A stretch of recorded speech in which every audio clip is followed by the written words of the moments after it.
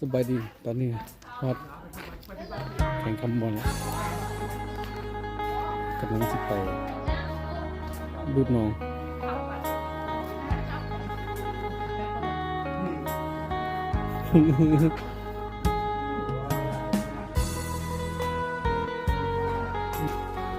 ผมจากบ้านนะ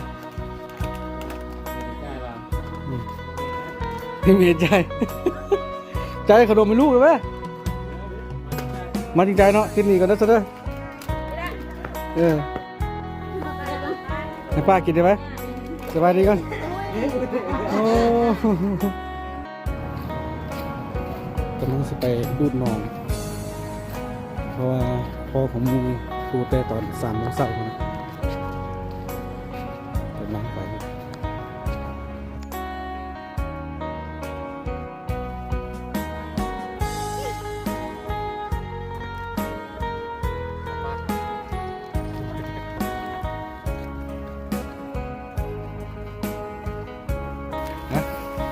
เป็นยังไง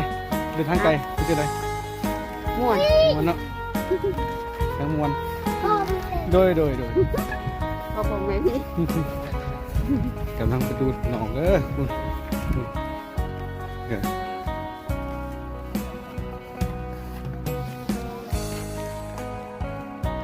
กำลังดูดอยู่เรื่อยหนองเลยไอ้สายนี่ไปใส่สบายดีก่อนสบายดีจะไหนสบายดีแล้วซาก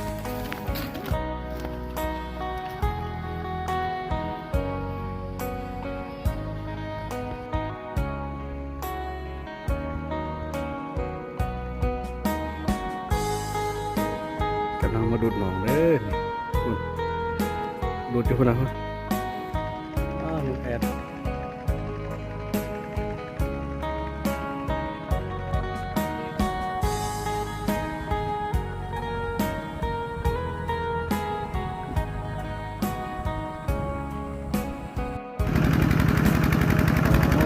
กำลังดูปลาลายอยู่ได้นี่ปลาลายอยู่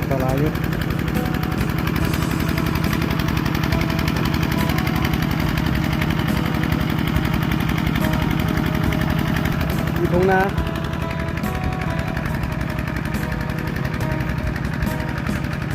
บ้านไหนก็วะ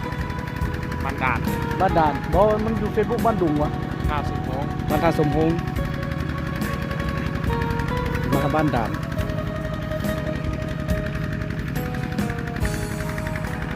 ทงนายั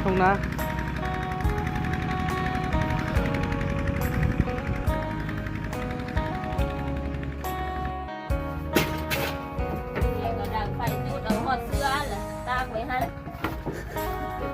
อย่างดาวใหญ่นะ จมให้ในยาน้ำมันฮอดเลยก็ได้ฟังแล้วเบื่อนะ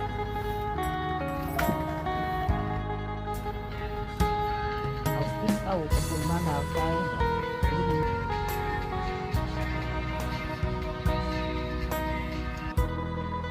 กำลังถ่ายเก็บป่า